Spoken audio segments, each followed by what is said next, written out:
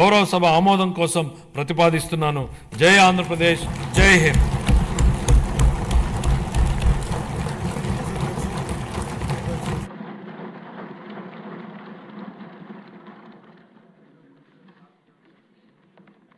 Thank you finance minister గారు, with in time load చేశారు.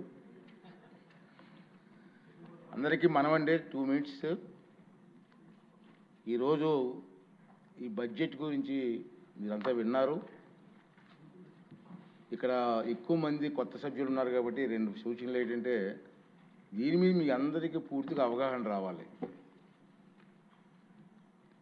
ఈ కష్టకాలంలో నేను చాలా బడ్జెట్లు చూసాం, చాలామంది సీనియర్ నాయకులు ఉన్నారు, చాలా బడ్జెట్లు చూసాం. ఈ కష్టకాలంలో చంద్రబాబు నాయుడు గారు, పవన్ కళ్యాణ్ గారు ఇద్దరు కలిసి నాయకత్వంలో ఒక మంచి బడ్జెట్ని ప్రవేశపెట్టారు.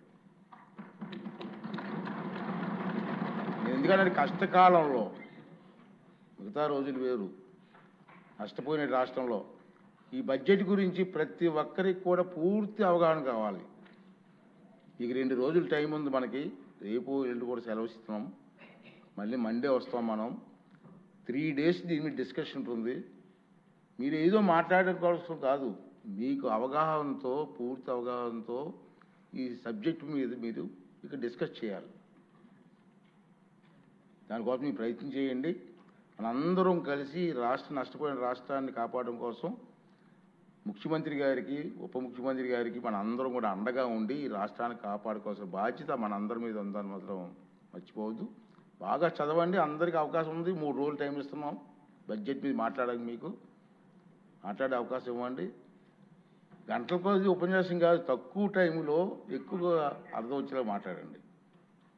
అందరికీ అవకాశం వస్తుంది కాబట్టి అది మనం చేయాలని. తర్వాత మీకు ఈ బడ్జెట్ తాలూకు పత్రాలన్నీ కూడా పెన్ డ్రైవ్లో కూడా ఏర్పాటు చేస్తాం, మీకు సప్లై చేసి ఉంటారు. పెన్ డ్రైవ్ కూడా ఉన్నాం.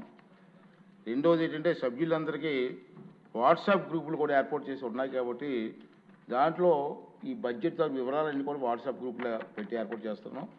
మీరు ఈ 2 days హాలిడేస్లో క్షుణ్ణంగా చదివి, నేను కూడా ఇది చదవడం కాదు, అసెంబ్లీలో మాట్లాడడం కాదు, అసెంబ్లీ అయిన తర్వాత బయట కూడా మీ కాన్స్టిట్యున్సీల్లో సరళమైన భాష ప్రజలకు అర్థమయ్యే విధంగా ఈ బడ్జెట్ గురించి మీకు చెప్పవలసిన బాధ్యత మనందరి మీద ఉందని చెప్పి కూడా ఈ సందర్భంలో మీకు మనం చేస్తున్నానండి.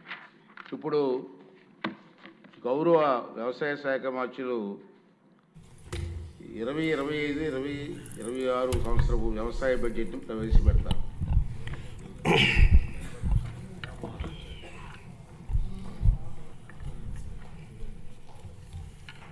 గౌరవ సభాపతి గారు,